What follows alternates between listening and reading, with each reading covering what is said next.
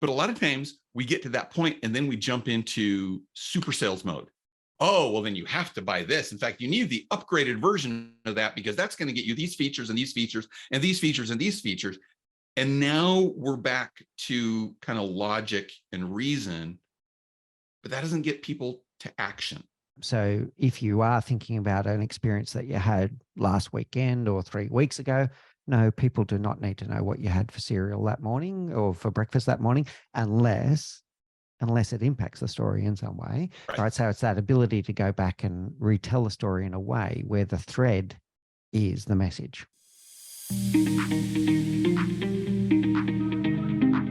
So what is storytelling to you, and where does it sit in that kind of spectrum for you?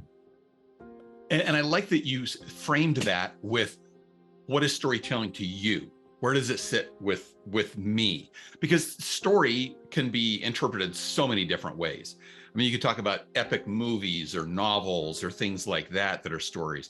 You mentioned even just analogies or comparisons that we make could be small stories, or fairy tales or anything like that. Well, the focus that we have, or the type of story that we focus on, are those everyday experiences that teach a lesson, where there is a beginning, a middle, and end. There's an introduction, there's a conflict, and there's a change, is the way that we like to put that in, because the change gets you focused on what's the lesson learned there.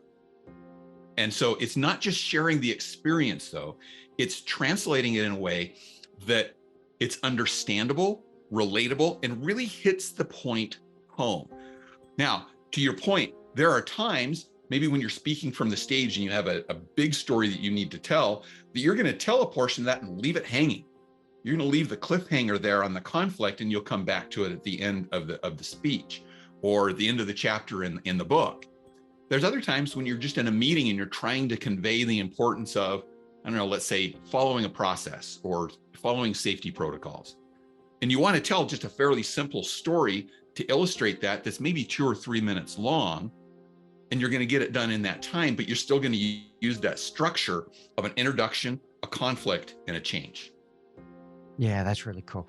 And what I'm picking up there is that ability to filter the substance from the content, right? So if you are thinking about an experience that you had last weekend or 3 weeks ago, no, people do not need to know what you had for cereal that morning or for breakfast that morning, unless it impacts the story in some way, right? So it's that ability to go back and retell the story in a way where the thread is the message. Right, it's connecting the message throughout. And a lot of times in sales, they teach you that, to look for the customer pain points and to ask the questions. And these are all valid things to do, to ask questions to get to what are their real pains.